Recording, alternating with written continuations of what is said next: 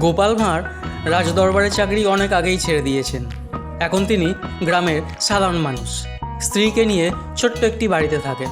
নিজের বুদ্ধি দিয়ে গ্রামের মানুষের ঝামেলা মেটান। তাই গ্রামের সবাই তাকে খুবই ভালোবাসে। কিন্তু সবাই তাকে ভালোবাসে না। গ্রামের সমস্ত ক্ষমতা নিজের হাতে রাখতে চান একজন মানুষ, সেই মন্ত্রীমশাই। রাজা দূরের শহরে থাকেন। গ্রামের সব দায়িত্ব মন্ত্রীমশাইয়ের ওপর। কিন্তু তিনি গ্রামের ভালোর জন্য কিছুই করেন না, বরং সুযোগ পেলেই মানুষের জমি দখল করেন, বেশি কর নেন, গরিবদের ভয় দেখান, সেই আগেকারই মতো। তার সঙ্গে থাকে 3 জন চেলা, ঘটি, বাটি আর নতুন কালুয়া। এই 3 জনের কাজ মন্ত্রীমশাই যা বলবেন তাই করা। কিন্তু সমস্যা একটাই, 3 জনের মাথায় মিলিয়েও ঠিকমতো একটা বুদ্ধিও বের হয় না। একদিন গোপাল ভাঁড়ের বাড়িতে মহা হইচই। নাতি গুলটেকে সঙ্গে নিয়ে গোপাল ভাঁড় এবং তার স্ত্রী খেতে বসেছে। এই গুলটে, আগে ভাত খা, তারপর খেলতে যাবি। না ঠাম্মি, না ঠাম্মি, আজকে আমি ফড়িং ধরবো। আমাকে তাড়াতাড়ি যেতে হবে। ফড়িং ধরতে গিয়ে যেন আবার গাছে উঠে উল্টুলিস না।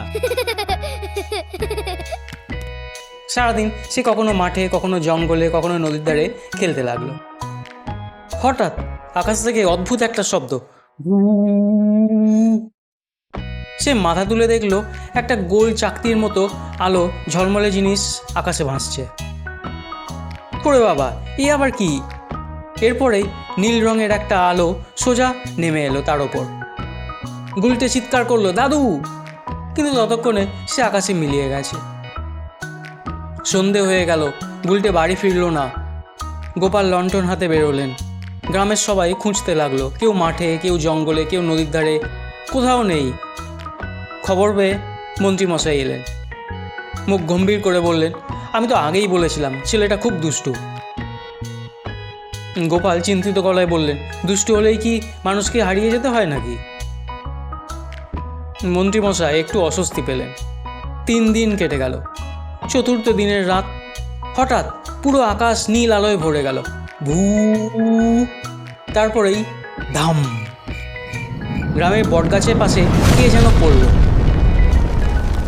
সবাই ছুটে গেল, কিন্তু তার মুখ দেখে সবাই হাঁ। ও তো গুলটে! কিন্তু সে আর আগের গুলটে নেই। সে এখন একটা তাল গাছের মতো লম্বা, প্রায় 15 ফুট। গুলটে মাথা চুলকে বলল, দাদু, আমার খুব খিদে পেয়েছে, লুচি খাবো। গোপাল অবাক হয়ে বললেন, কটা? 100টা লুচি হলেই আপাতত চলবে। সারা গ্রাম একসঙ্গে চিৎকার করে উঠল, 100টা? বলিস কি রে? পরদিন সকালে পুরো গ্রামের লোক গুলটেকে দেখতে এলো। কেউ কলা নিয়ে এলো, কেউ রসগোল্লা, কেউ নারকেল। কিন্তু গুলটের খিদে যেন শেষই হয় না। এদিকে মন্ত্রীমশাইয়ের মাথায় নতুন ফন্দি। তিনি ভাবলেন, এই দৈত্য যদি আমার হয়ে কাজ করে, তাহলে গ্রামের সবাইকে ভয় দেখিয়ে যা খুশি করতে পারবো। সব ক্ষমতা আমার হবে।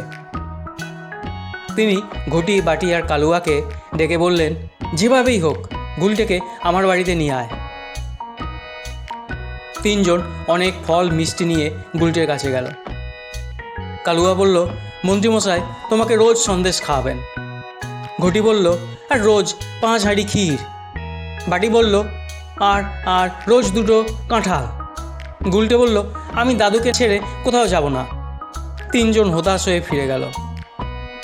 মন্ত্রীমশাই এবার রেগে আগুন, বোকা কোথাকার, রাতে চুপি চুপি ধরে নিয়ে আসবি তো।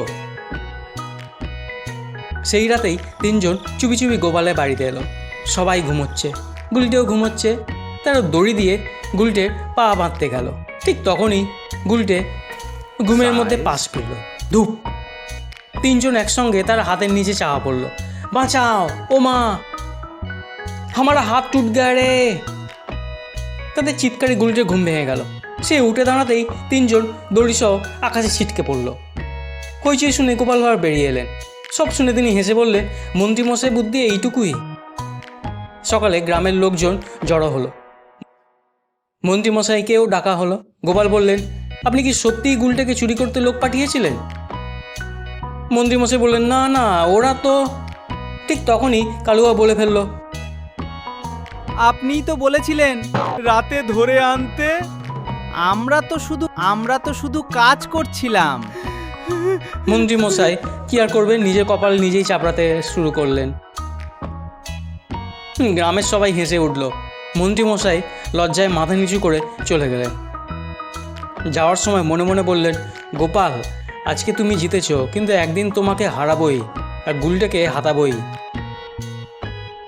সন্ধে গুলটা আকাশের দিকে তাকিয়েছিল। হঠাৎ তার হাতের তালুতে অদ্ভুত একটা নীল রঙের ছোট্ট চিহ্ন জ্বলে এক উঠল। রাজ্যে মাত্র কয়েক সেকেন্ড, তারপর আবার মিলিয়ে গেল।